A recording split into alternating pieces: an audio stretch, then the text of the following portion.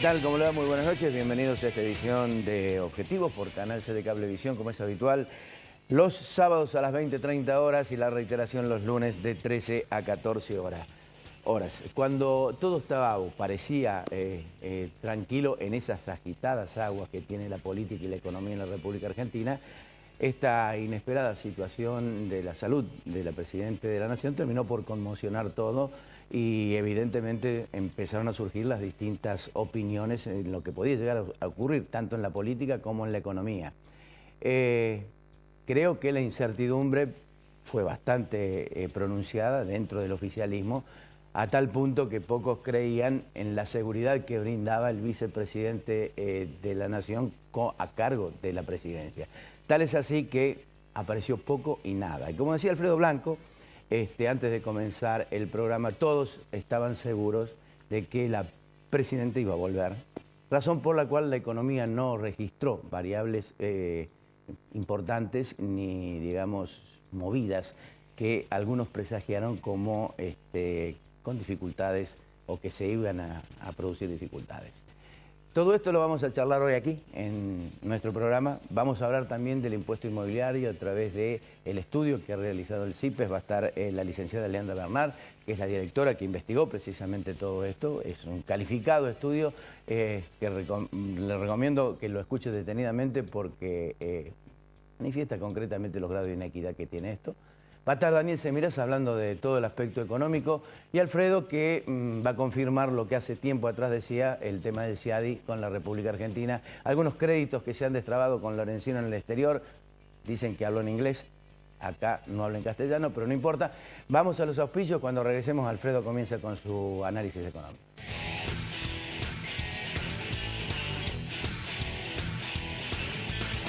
Marco Aurelio Sosa.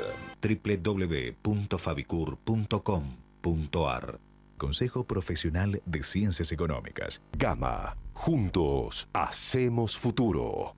Instituto San Agustín, IMIX, CIAFA, Centro Robles.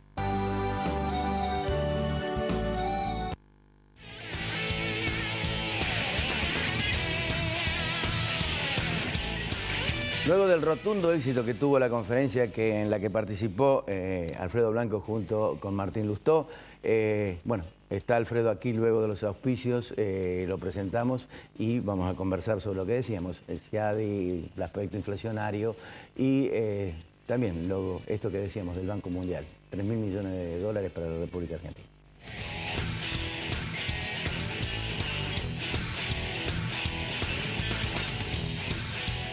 Colector.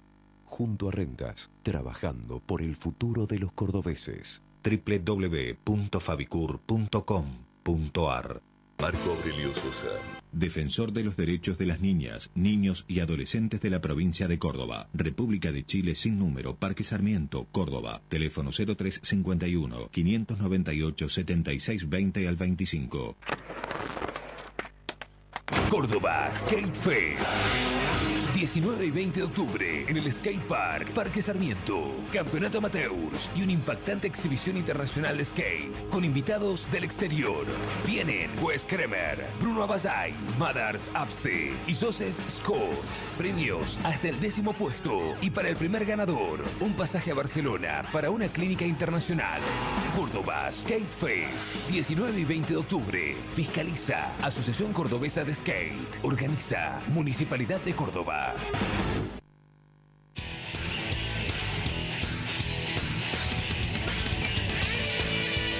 Alfredo, ¿cómo estamos? ¿Qué tal? ¿Cómo estás, Ricardo?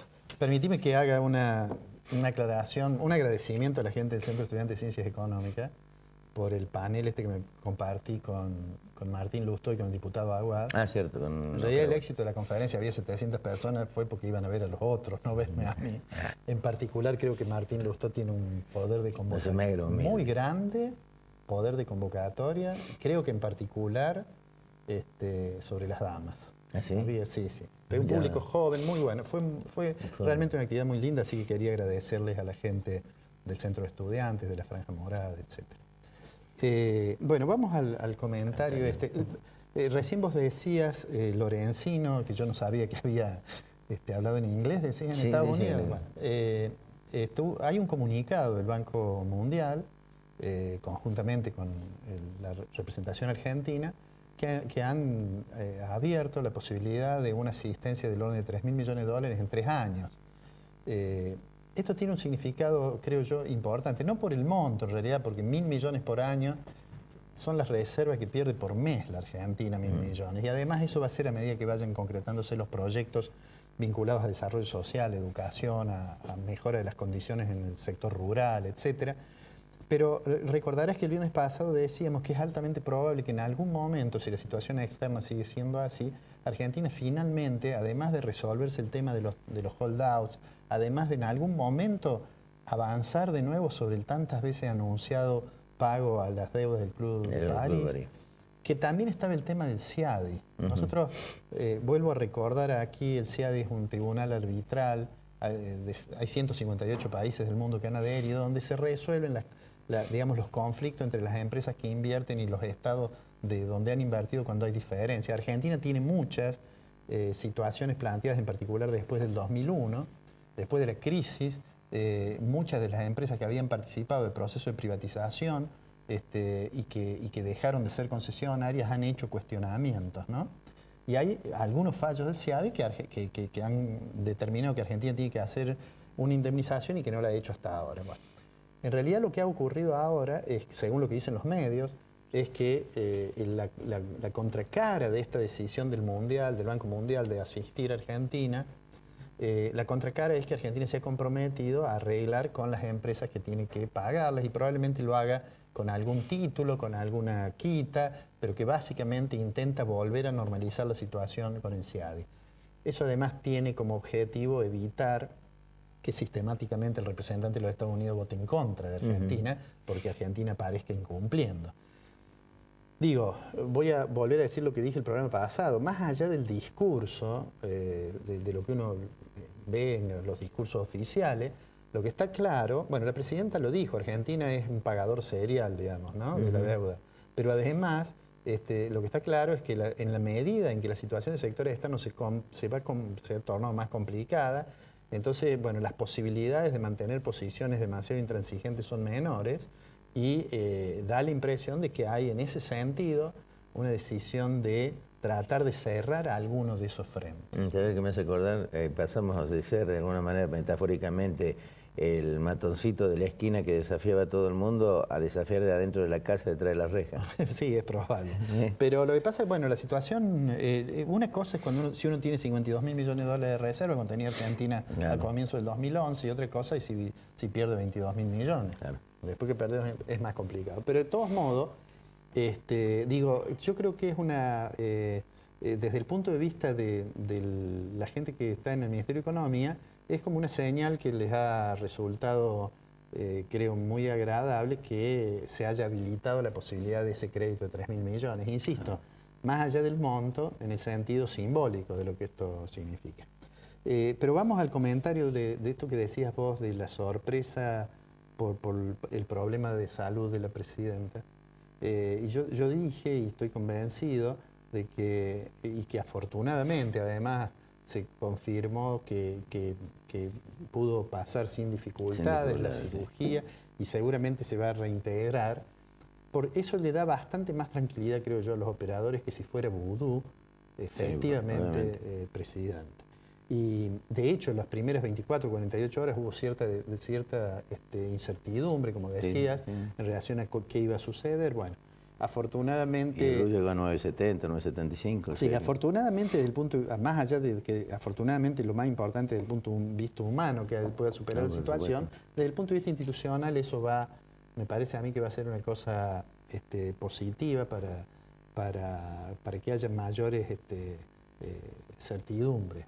Ya tenemos demasiada incertidumbre con muchas cuestiones de la política económica para que se agregara esta, ¿no?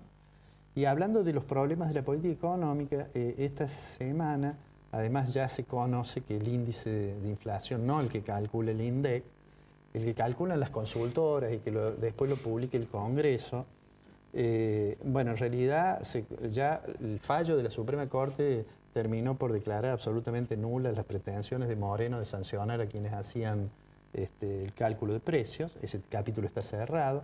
Pero digo, lo importante es que la información es que claramente la inestabilidad de precios sigue siendo importante, es decir, que la economía sigue transitando una senda con una tasa de inflación muy alta.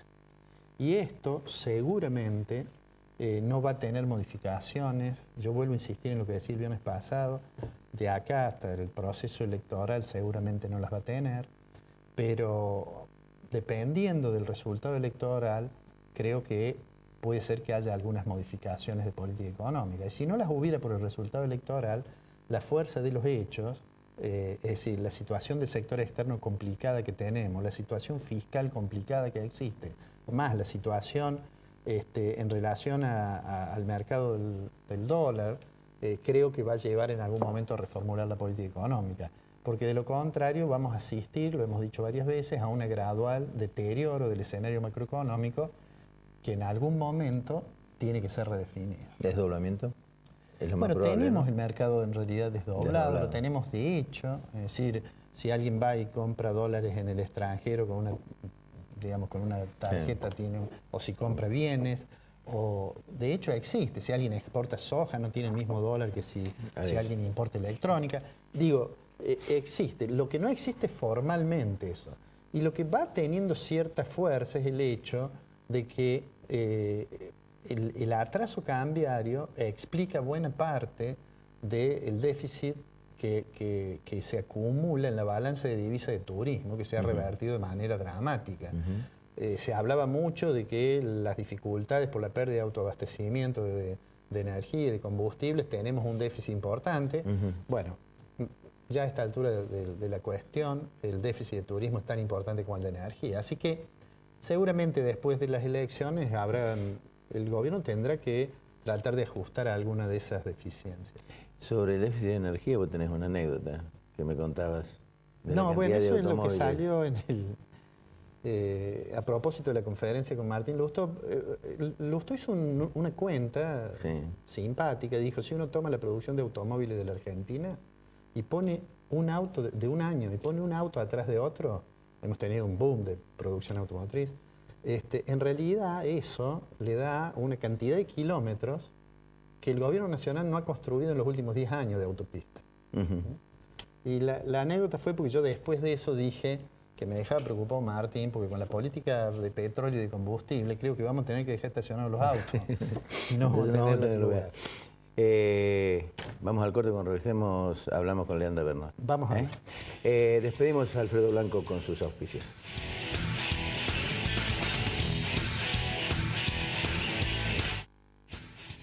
Colector, junto a Rentas, trabajando por el futuro de los cordobeses. www.fabicur.com.ar. Marco Aurelio Sosa. Defensor de los derechos de las niñas, niños y adolescentes de la provincia de Córdoba. República de Chile sin número, Parque Sarmiento, Córdoba. Teléfono 0351 598 7620 al 25. Córdoba Skate Fest. 19 y 20 de octubre en el Skate Park, Parque Sarmiento. Campeonato amateurs y una impactante exhibición internacional de skate con invitados del exterior. Vienen Wes Kremer, Bruno Abasay, Madars Apse y Joseph Scott. Premios hasta el 10º puesto. Y para el primer ganador, un pasaje a Barcelona para una clínica internacional. Córdoba Skate Fest. 19 y 20 de octubre. Fiscaliza Asociación Cordobesa de Skate. Organiza Municipalidad de Córdoba.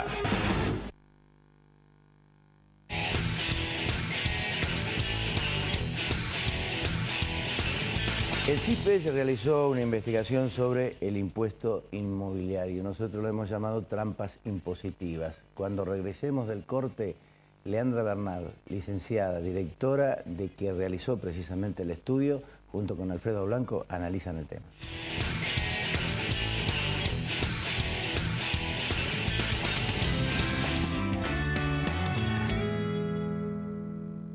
Si usted es contador público, licenciado en Administración o licenciado en Economía y ejerce la profesión de manera independiente o en relación de dependencia, debe matricularse en el Consejo Profesional de Ciencias Económicas. Consulte al teléfono 0800 555 2723. Marco Aurelio Sosa, 53 años liderando en Caños de Acero. www.marcoaureliososa.com.ar. La calidad, nuestra pasión. La satisfacción del cliente, nuestra obsesión. En Fabicur Ixa hacemos la vida más segura. www.fabicur.com.ar. Instituto San Agustín. Atención especializada con sistema de autorización y provisión de medicamentos oncológicos. Confiabilidad y seguridad. Certificación en normas ISO 9001.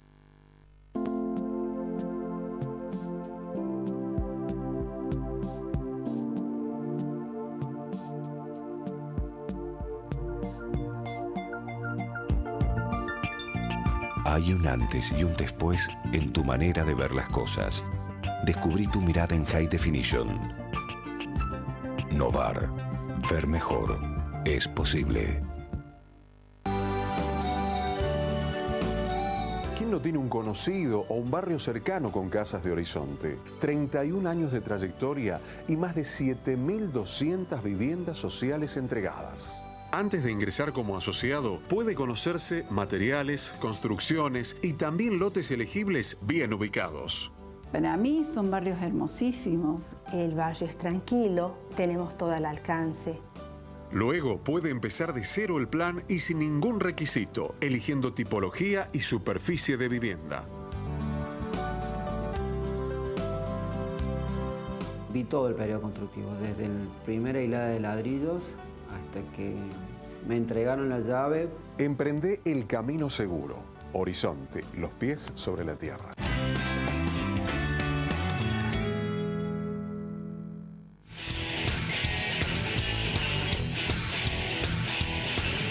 Bueno, como decía Ricardo recién, tenemos hoy la visita de la licenciada Leandra Bernard, que es de CIPE. El instituto nosotros lo conocemos más por los trabajos que hace de relevamiento de precios, del índice barrial de precios, pero habrán tomado, y ha sido responsabilidad de Leandra, un análisis de una parte del sistema tributario de la provincia. Bueno, en primer lugar, muchas gracias por estar acá, Leandra. Gracias a ustedes por la invitación. Digamos, la primera pregunta, diría casi obvia, es ¿qué se plantearon cuando comenzaron a hacer el trabajo? ¿Cuál era el objetivo fundamental de la investigación? Bueno, nosotros observamos que en los últimos años se venía incrementando el impuesto inmobiliario urbano en la provincia y a raíz de eso quisimos analizar cómo se estaba dando ese proceso de incremento en la provincia. ¿Y cómo se venía dando?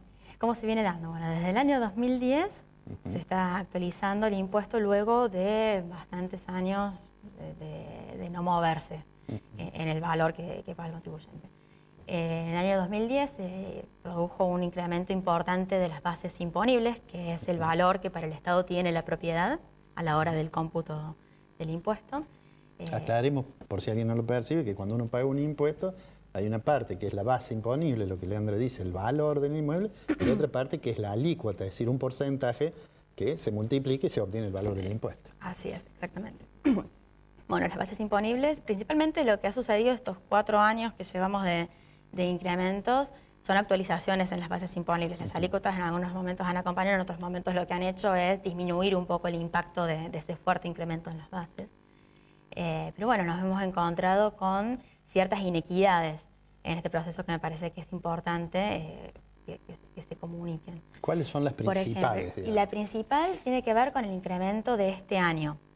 Este año el incremento fue del 58% para todas las propiedades, sin distinguir entre distintos valores de base imponible. Es algo que no se venía haciendo de esta manera desde el 2010. Lo que se hacía era hacer incrementos progresivos, es decir, aquellas propiedades de menor valor tenían un incremento más bajo que las propiedades de más alto valor. ¿Eso significa que todo el mundo paga este año 58% más que lo que pagó el año pasado? Exacto. Contando un fondo que se implementó en el 2011 para financiar el sistema educativo. O sea, incluido ese fondo, el aumento de este año fue del 58%. Lo vemos inequitativo, ¿por qué? Bueno, no es lo mismo un incremento del 58% en el marco de una familia con un nivel de ingresos que le permite no estar tan preocupado por si aumenta o no el impuesto inmobiliario. O sea, el inmobiliario no representa quizás un ítem muy importante de gasto, No es lo mismo a que suceda eso en una familia que quizás llega con lo justo a fin de mes, para los cuales el incremento en el inmobiliario urbano quizás tuvo una repercusión bastante fuerte en su economía. Claro, va para alguien que alquila, que además tiene que pagar los impuestos Exacto. de la propiedad que alquila. Exacto. Ahora, ahí está la raíz de la inequidad. Una pregunta. ¿No hubo ninguna consideración según zonas, distritos en para general, el aumento? No, en el 2013 fue general con un par de excepciones en realidad muy puntuales en la ciudad de Córdoba. O sea, para el resto de la provincia valió este incremento.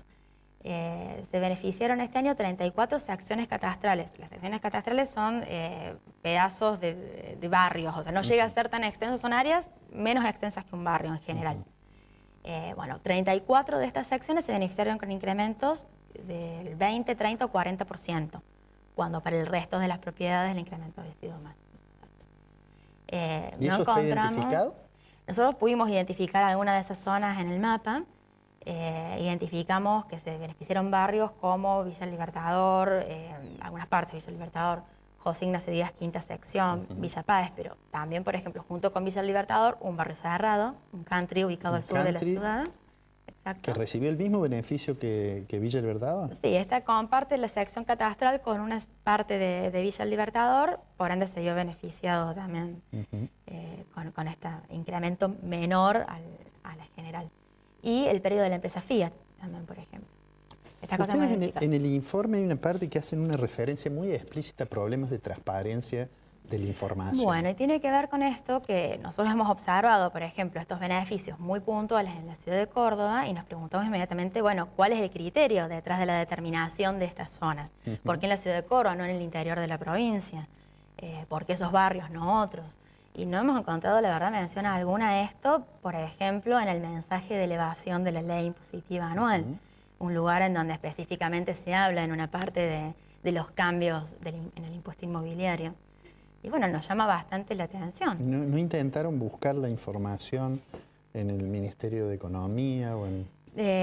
Específicamente esa información no, yo lo constaté en la Dirección General de Rentas, constaté que existían estos beneficios, no pregunté acerca tampoco de los criterios, era un empleado.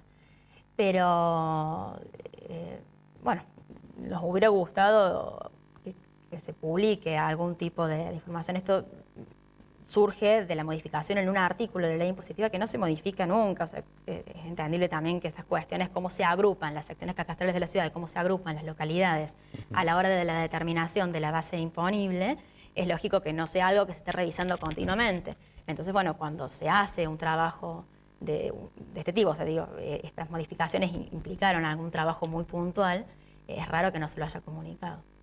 En general uno diría, cuando uno mira la evolución de los ingresos tributarios de la provincia, en realidad hubo una tendencia muy marcada que creciera la participación dentro del total que recauda la provincia del impuesto sobre los ingresos brutos y una pérdida de participación del impuesto inmobiliario. En particular, el impuesto inmobiliario rural permaneció durante mucho tiempo sin modificaciones. De hecho, permanece, lo que pasa es que se le fueron agregando algunos fondos específicos.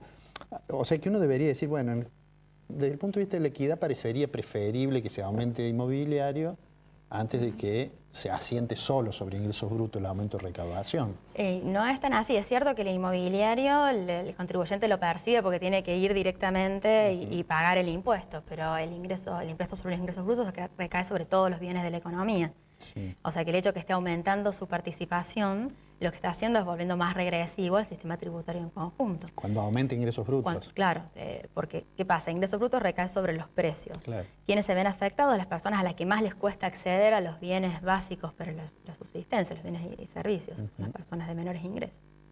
Por eso digo, entonces un aumento en inmobiliario debería ser visto como un camino hacia mayor equidad. El tema es cómo se hace este aumento. La visión que ustedes tienen de que la forma en que se hizo no contribuye mucho. La forma en la que se hizo no contribuye a que se vuelva más equitativo. Es cierto que aumentó levemente, leve el aumento de la participación del impuesto inmobiliario, pero a costa de esto, a costa de incrementos iguales para todos los contribuyentes sin distinguir entre contribuyentes con mayores, menores ingresos o que viven en propiedades más valiosas o menos. Se dejó retrasar el impuesto notablemente durante un cierto periodo y luego de golpe se lo actualiza a un ritmo, estamos hablando de un incremento para el año 2013 del 58%, que supera ampliamente cualquier estimación de inflación, Seguro. ni que hablar de incrementos salariales. Entonces no es armónico la forma en la que se está haciendo. Bueno, adolece de este tema de cosas, de este tipo de cosas, de incrementos iguales para todos los contribuyentes. Las propiedades se están incrementando, el valor, las valuaciones fiscales se están incrementando también de forma igual para todas las propiedades.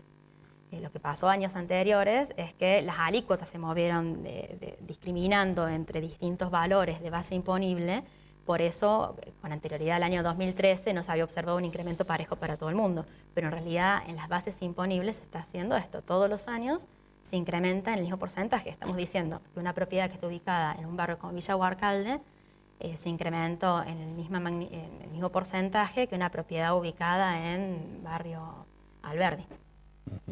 Sí, parece poco Parece razonable. poco, Leandra, ustedes después de hacer este estudio, bueno, deben seguir obviamente la información de la recaudación. ¿Ustedes tienen la impresión que la recaudación responde linealmente al aumento del valor de las propiedades? Porque si aumenta el valor de las propiedades, las alícuotas se dejaron iguales. ¿Tienen la impresión de que la recaudación tributaria ha seguido linealmente ese incremento? No, lo que uno termina observando en la recaudación es la conjunción de lo que sucede con las bases imponibles y lo que sucede con las alícuotas.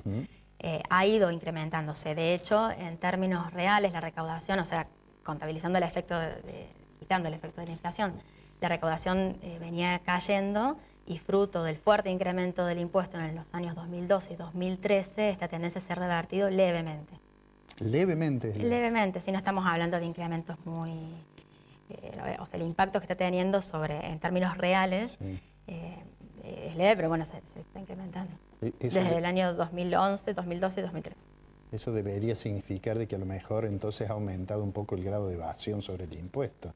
Porque si yo aumento la base 58% y en términos reales no crece tan significativamente, puede ser de que haya más mora o que haya más evasión. Puede ser, no es un tema la evasión que hayamos analizado, tampoco hay información disponible para hacer algún tipo de análisis. Bueno, y la investigación ahora, ¿cómo sigue? ¿Hacia qué punto siguen ustedes? ¿Hacia dónde van a seguir indagando el problema del sistema tributario de la provincia? El sistema tributario, bueno, próximamente vamos a sacar un trabajo sobre coparticipación, o sea, sobre lo que es provincial, claro, sobre lo que recauda la provincia, bueno, cómo lo distribuye entre sus municipios y comunes, que bueno, es un tema bastante cuestionado últimamente. Bueno, te vamos seguramente a invitar cuando tengan los resultados del estudio sobre coparticipación. Seguramente en ese estudio de coparticipación, yo diría, sería una buena idea además ver no solamente lo que va automáticamente, sino aquellas otras partidas discrecionales que hacen. Claro, por ejemplo, recién hablábamos del inmobiliario urbano, que si bien no se movió el impuesto, se crearon una serie de fondos. Bueno, esos fondos, que también se creó uno junto al inmobiliario urbano, el Fondo para el Financiamiento del Sistema Educativo, no se coparticipan. Eso es un reclamo por parte de los intendentes bastante fuerte. Que es parecido al reclamo que los gobernadores le hacen a la nación por crear impuestos. Muy similar, exactamente. Bueno, muchas gracias por haber venido, Leandra, y te vamos a estar convocando cuando tengan el estudio de coparticipación. Nosotros ahora vamos a ir a un corte y vamos a estar ya de vuelta con Ricardo Fonseca conduciendo el programa.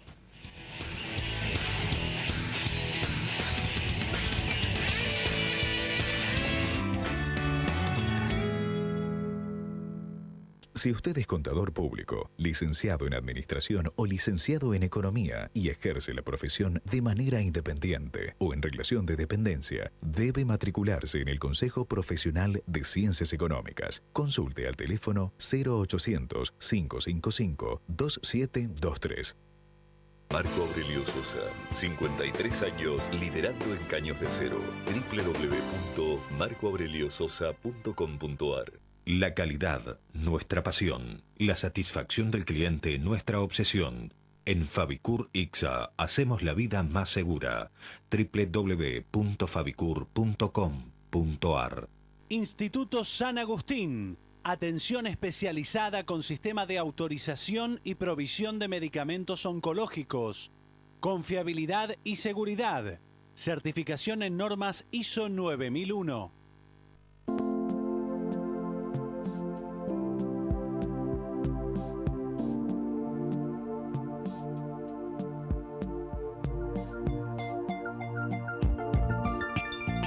Hay un antes y un después en tu manera de ver las cosas. Descubrí tu mirada en High Definition. Novar. Ver mejor. Es posible.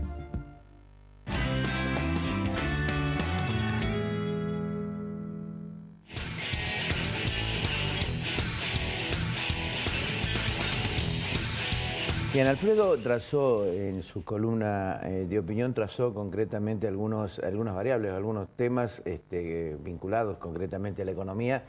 Las repercusiones que tuvo el viaje de Hernán Lorenzino a Estados Unidos, la decisión del CIADI, el aporte del Banco Mundial. Hablamos al comienzo, mencionó Alfredo también el tema de la enfermedad de la Presidenta de la Nación. Las variables parecen no moverse, pero el escenario económico al menos genera, no sé si incertidumbre, pero sí preocupación en muchos sectores, particularmente aquellos en Córdoba que están vinculados con Brasil a raíz de la resolución brasileña de tocar la moneda, si bien no permanentemente, pero cada vez que lo hace el cimbronazo se produce en la Argentina y en Córdoba particularmente. 2.000 operarios están prácticamente, no suspendidos, pero sí en stand-by. Daniel Semiraj está con nosotros, queremos charlar con él a ver este escenario económico en la República Argentina, cómo se vislumbra, cómo lo ve, cómo lo observa. Daniel, gracias por venir. No, muchas gracias por la invitación. En la introducción, Blanco, no sé si usted tiene alguna pregunta. No, bueno, la pregunta obviamente surge naturalmente de la consideración que hacía Ricardo. ¿Cuál es la percepción que tenés sobre la situación económica actual? ¿Cuáles son los elementos que te parecen más importantes para pintar el paisaje macroeconómico? Yo creo que hay un tema muy importante. Probablemente desde que comienza el kirchnerismo a manejar las riendas del gobierno nacional, de ahí en adelante, tal vez el mayor mérito que yo le encontraba era que por primera vez, o hace muchísimo tiempo, que no era la economía la que imponía condiciones a la política, sino que era la política la que manejaba las variables económicas. Y progresivamente en este último tiempo es como que se ha dado vuelta. Hemos vuelto a que las variables económicas comienzan a tornarse indóciles y comienzan a generar restricciones desde el punto de vista de la gobernabilidad, del punto de vista de los grados de libertad política que puede tener el gobierno para poder implementar su impronta, para poder manejar las variables a su gusto o a su antojo. Me parece que ese es un tema muy fuerte. Probablemente el punto de inflexión fue desde el momento en que se empezó a perder control sobre la variable inflacionaria, cuando la estabilidad monetaria comienza a ser un dolor de cabeza y se decide hacer la política del avestruz, es decir, tratar de ignorar el problema, intervenir el INDEC, tratar de forzar a que los índices reflejen una realidad distinta de la que percibía. Eso es 2007, ¿no? Del 2007 en adelante. En el 2007 progresivamente es un punto de inflexión, es decir, comienza a cambiar el panorama. El modelo del gobierno nacional se había basado en impulsar muy fuertemente un gran estímulo a la demanda agregada, y mientras la oferta agregada tenía capacidad de respuesta porque había un nivel de medios de producción que estaban disponibles, que no estaban siendo utilizados y entonces se podían ir sumando al proceso productivo, la variable de ajuste eran las cantidades. Crecíamos a tasas chinas al 8, al 9, al 10% del PBI anual, sin que eso generase un impacto inflacionario marcado. En el momento en que ya no había capacidad productiva para continuar sumando, la variable de ajuste comenzaron a ser los precios, y el gobierno despreció esta situación, no tuvo, digamos, la voluntad de imponer metas antiinflacionarias y comenzar a tener un poco más de disciplina desde el punto de vista monetario. En el tiempo continuó la política de incremento de la demanda agregada, sufriendo un deterioro progresivo del poder adquisitivo de las remuneraciones. Y esto empezó a dar lugar a uno de los grandes problemas que tenemos hoy en la Argentina, que es una pérdida de competitividad. El tipo de cambio se fue quedando atrasado, los salarios son caros en términos de dólares, pero sin embargo al trabajador argentino no le alcanza para mantener el nivel de vida, el estándar de vida al cual estaba acostumbrado. Entonces tenemos una paradoja, es decir, no somos competitivos internacionalmente y la gente que percibe un salario no está conforme con la remuneración que obtiene. Luego tuvimos el problema de los subsidios. Los subsidios, en la medida en que comenzaron a sostenerse la política de congelamiento de la tarifa de los servicios públicos y mantenerse un esquema de subsidios muy fuerte al transporte, a los combustibles, a la energía, terminó generando un déficit en la balanza comercial y un déficit en la balanza de pago, en la balanza comercial energética y en la balanza de las cuentas fiscales, porque el gobierno tuvo que empezar a poner cada vez una cantidad mayor de dinero y entonces se siguieron descontrolando las variables. Y si a esto nosotros le sumamos que el clima de negocios realmente es muy malo por el alto nivel de intervencionismo que tiene el gobierno en la toma de decisiones de los agentes del sector privado, entonces el clima de negocios se empeora mucho, no hay estabilidad en las reglas de juego, los marcos regulatorios no son suficientemente claros, uno no sabe hasta qué punto tiene libertad para poder fijar los precios o en qué momento esos precios van a ser congelados por una decisión del gobierno. Entonces se generan una gran cantidad de aspectos que van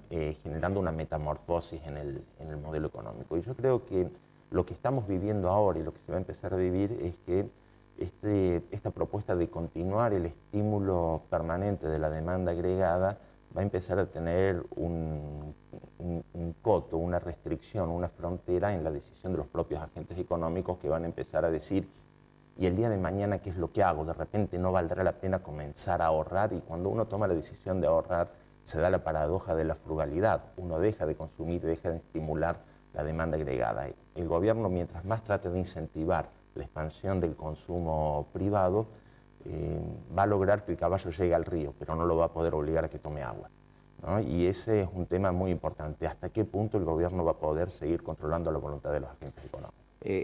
Daniel, vos dijiste algo que no es menos importante, es decir, en el momento en que la política prevalece por sobre la economía, eso hay que definirlo como una actitud inteligente, y si es una actitud inteligente, ¿por qué no se previó que ese crecimiento que tenía la República Argentina se transformara en inversiones que de alguna manera trataran de disminuir los subsidios que hoy provocan el déficit que tiene la República Argentina? Es una pregunta compleja de poder responder en una cantidad muy breve de momentos, porque hay una enorme cantidad de factores que entran en juego. En principio, yo creo que es una virtud que la política sea la que controle la economía. En los países serios del mundo sucede eso, no es la economía la que impone las reglas de juego, es la política la que define cuál es el rumbo que se quiere seguir. Pero probablemente por un tema de concepción ideológica demasiado heterodoxa, el gobierno llevó a generar un proceso de una estructura de precios relativo distorsionada y pretendió que los agentes económicos tomaran decisiones en base a una estructura de precios relativos distintos de la que estaba vigente en el mercado. Y eso lo que termina generando son ineficiencias. En la medida en que las cosas se fueron complicando y a partir de finales del año 2011 se imponen los controles de cambio y restricciones para poder repatriar divisas, seguramente que a los grandes inversionistas no les interesa demasiado ingresar en un país que tiene reglas de juego volátiles, donde la seguridad jurídica no parece ser demasiado firme y donde además si uno genera utilidades no las puede repatriar. Entonces todo eso va generando un mal clima. Y entonces, ¿cuáles son los negocios, las inversiones que pueden quedar? Las inversiones de aquellos que no pueden traspasar la frontera. Es decir, el empresario local tiene que asumir de que vive en la Argentina y tiene cierta cantidad de costos que son hundidos, son muertos directamente. Es decir, uno no puede dejar de convivir con la inflación, no tiene la alternativa de redireccionar su producción a una economía pasando la frontera que sea más estable, ¿sí? O de cambiar su estructura de precios. Dice, bueno, acá producir es demasiado caro, paso a otro lugar. Los que toman esas decisiones son las empresas que sí traspasan fronteras, las multinacionales, pero el empresario local, el pyme, yo creo que es el que más está terminando de sufrir este tipo de consecuencias. Además, el contexto internacional se está volviendo progresivamente más adverso a nuestro país. Durante los primeros años del actual gobierno, digamos, después de la salida de la convertibilidad y en adelante, hasta hace muy poco tiempo atrás, los precios de nuestras exportaciones han estado creciendo y se han mantenido en muy elevados niveles, a niveles históricamente de récord. esto está comenzando a aflojar. Para el próximo año se está esperando que los precios de los granos, de los cereales, de las oleaginosas tengan una caída en promedio de entre un 7 y un 10%. Y para el 2015 se está esperando una caída adicional de alrededor del 4 o del 5%. Si nosotros estamos pensando entonces que a 2 años vista los precios de nuestras exportaciones van a ser un 20% más bajos que los actuales, estamos en una dificultad. Estados Unidos comienza a tratar de desmantelar los programas de estímulo monetario y en la medida en que esto suceda el dólar se va a fortalecer a nivel mundial. Es decir, que el dólar se va a fortalecer como moneda de referencia internacional significa que la moneda de los países emergentes se va a depreciar, entre ellas el real. ¿Qué sucede si el real cae de valor? Ya lo estamos sufriendo ahora y lo hemos visto. ¿Hasta qué punto Argentina va a poder ser inmune si, por ejemplo, el real cae un 25 o un 30%, como sucedió en el primer semestre de este año? Es decir, no estamos hablando de una caída muy grande ni muy profunda, pero en realidad para el sector industrial es muy fuerte. Entonces, lo único que estaría quedando es algo del sector servicios, que no es transable, y estará quedando algo para el sector de la construcción, que con los controles de cambio, hoy en día el ladrillo termina siendo un buen lugar donde terminar buscando algún tipo de refugio que lo proteja a uno contra la inflación. Te vuelvo al tema del tipo de cambio que mencionabas, los problemas de competitividad derivados de su atraso. Si tuvieras que estimar el atraso cambiario, digamos, ¿qué se te ocurre que puede hacer el gobierno para morigerar estas dificultades? Mire, pero recién, y termino de actualizar una planilla, pero la semana pasada terminé de actualizar una planilla que normalmente tengo y a veces se me queda retrasada y lo demás, que es con el tipo de cambio en términos reales de la Argentina. Tengo una serie realmente muy larga, es un proceso bastante complejo. En la actualidad, el tipo de cambio... ¿Ese tipo de cambio multilateral? El tipo de cambio multilateral, es decir, midiendo contra el dólar, pero teniendo en cuenta la inflación internacional del dólar y la inflación de Argentina y demás, está dando una situación bastante parecida a lo que fue los últimos 4 años de la convertibilidad. Muy similar a lo que había sucedido. Y lo que estamos visualizando es que prácticamente la tipología de problemas que viven los productores en nuestro país es muy parecida a la de la última etapa de la convertibilidad. Es decir, una economía que entraba en un proceso de desaceleración, que comenzaba a quedar estancada. Estamos viviendo eso, es decir, Argentina, según los datos del gobierno, vamos a estar creciendo entre un 5 y un 6%, según los datos del Fondo Monetario Internacional, Argentina no va a superar el 3% en el 2014 de crecimiento del PBI, y la tasa de crecimiento potencial del largo plazo de la Argentina está más cerca del 4 que del 3,5%. Entonces estamos hablando de un proceso donde vamos a estar creciendo por debajo de lo que deberíamos. ¿Te preocupa el tema de las reservas que hayan caído tanto? Oye, vos decías del tema político sobre lo económico. Bueno, Estados Unidos está viviendo eso, precisamente, un tema político que no le deja resolver el tema del presupuesto a Obama. Pero acá el tema político llevado al tema económico dio cierto grado de margen de seguridad a la mayoría de los empresarios, es decir, ganaron muchísimo dinero. Sí. Pero paralelamente a eso se fugó mucho dinero en la Argentina. ¿Cuál era la relación de esa importancia política, una fuerte rentabilidad interna, un fuerte grado de consumo, de demanda, como decías vos, y la plata que se iba? ¿Qué pasaba en función de la confianza? Bueno, en realidad yo tengo, esto es muy personal, yo le digo la teoría de la mesa.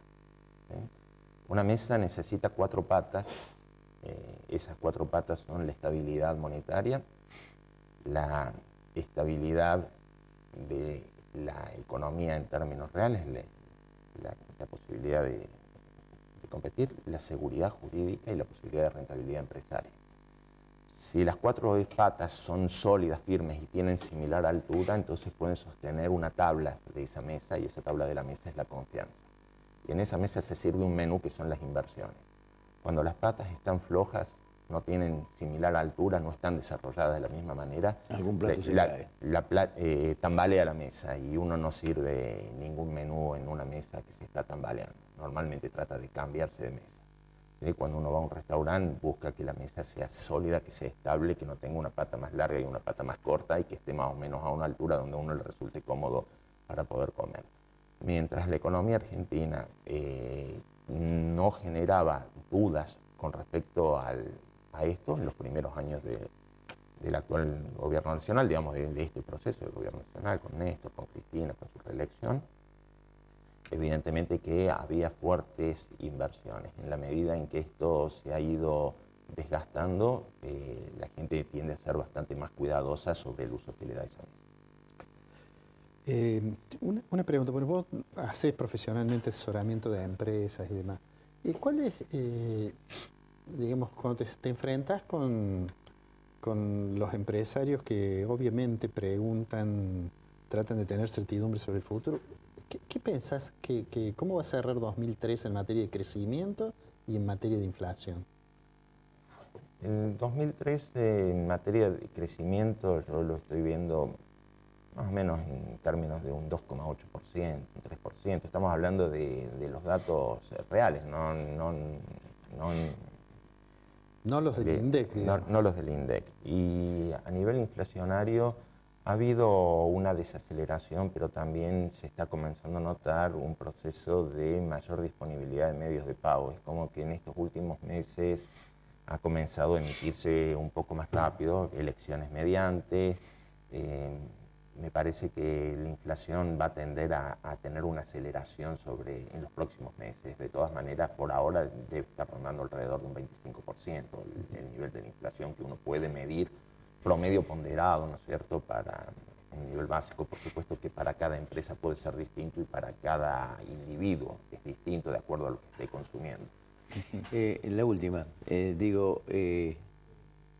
volviendo de nuevo al planteo que hacías al comienzo del tema político. Estamos en un proceso eleccionario que evidentemente va a marcar, no sé si un punto de inflexión, pero sí una advertencia tanto para el gobierno nacional como para la oposición. Habida cuenta de cualquiera fuera el resultado, ¿cómo ves el proceso económico hacia el futuro, teniendo en cuenta la posibilidad de que el gobierno pierda la elección, que la oposición tenga una muy buena, una buena performance, y si esa oposición puede llegar a ser alternativa a esto que ofrece hoy Etienne Merey?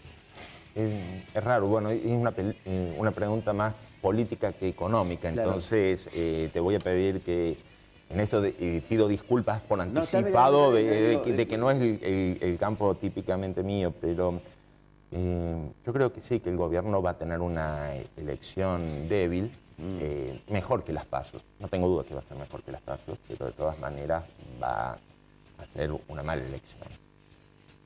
La oposición no va a tener una buena elección, es decir, en el sentido que está altamente atomizada y no creo que termine de permitir definir muy claramente quién puede ser la alternativa. Entonces creo que el escenario va a ser bastante más complejo, porque vamos a tener el síndrome del pato rengo, ¿sí?, por el lado del oficialismo, y vamos a tener el tema de una falta de alternativa por parte de la oposición.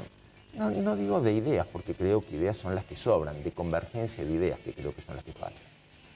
Está bien. Daniel, gracias por venir. No, muchas gracias a ustedes por la invitación. Vamos al corte.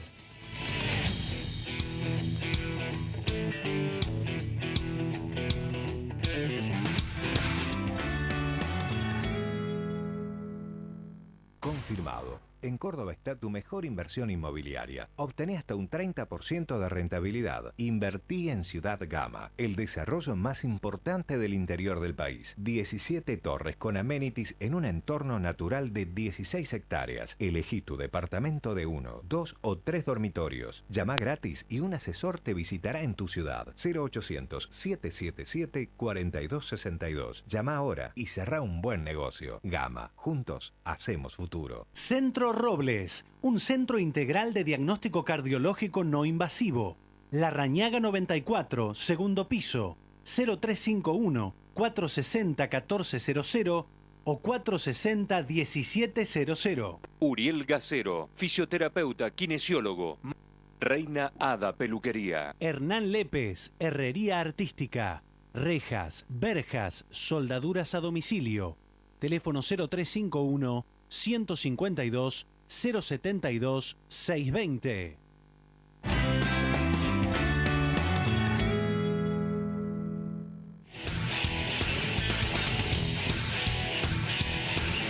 Bueno, ha sido un interesante programa, no hay tiempo para más. Nos volvemos a encontrar el próximo sábado a las 20:30 horas aquí en Canal C para seguir haciendo Objetivos, la otra forma de ver la economía. Que tenga un buen fin de semana y hasta el próximo sábado.